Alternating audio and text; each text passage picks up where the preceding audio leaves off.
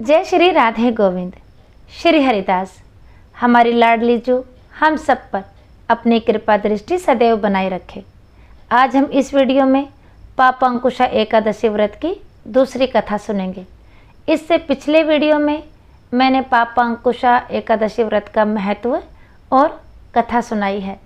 अगर आपने वो वीडियो नहीं देखा है तो आप उसे भी ज़रूर देखें।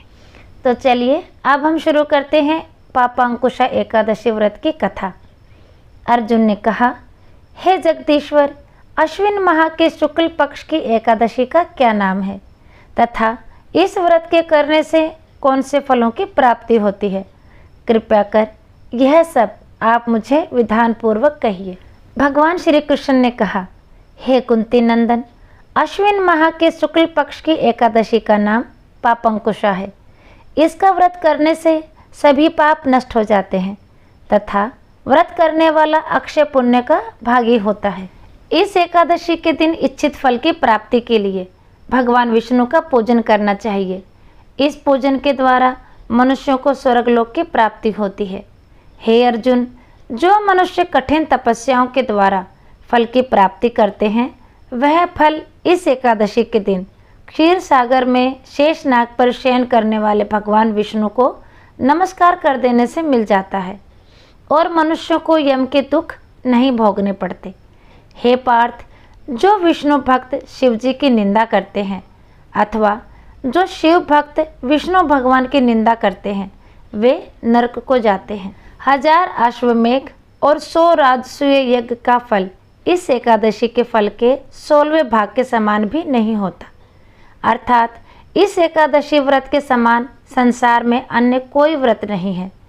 इस एकादशी के समान विश्व में पवित्र तिथि नहीं है।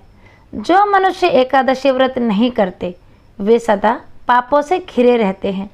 जो मनुष्य किसी कारणवश केवल एक एकादशी का भी उपवास करता है तो उसे यम के दर्शन नहीं होते। इस एकादशी के व्रत को करने से मनुष्य को निरोगी काया तथा सुंदर नारी और धन धान्य की प्राप्ति होती है और अंत में वह स्वर्ग को जाता है। जो मनुष्य इस एकादशी के व्रत में रात्रि जागरण करते हैं उन्हें सहज ही स्वर्ग की प्राप्ति होती है। इस एकादशी के व्रत करने वाले मनुष्यों के मातृ पक्ष के 10 पुरुष, पितृपक्ष के 10 पुरुष तथा स्त्री पक्ष के 10 पुरुष भगवान विष्णु का रूप धरकर एवं सुंदर आभूषणों से परिपूर्ण होकर विष्णु लोक को जाते हैं।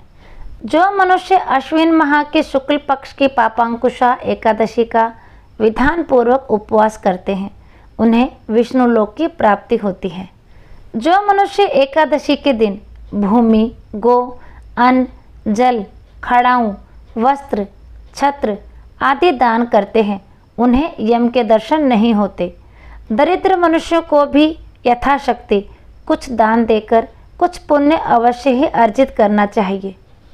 जो मनुष्य तालाब, बगीचा, धर्मशाला, प्याऊ आदि बनवाते हैं उन्हें नरक के कष्ट नहीं भोगने पड़ते। वह मनुष्य इस लोक में निरोगी, दीर्घायु वाले पुत्र तथा धन धान्य से परिपूर्ण होकर सुख भोगते हैं तथा अंत में स्वर्गलोक को जाते हैं।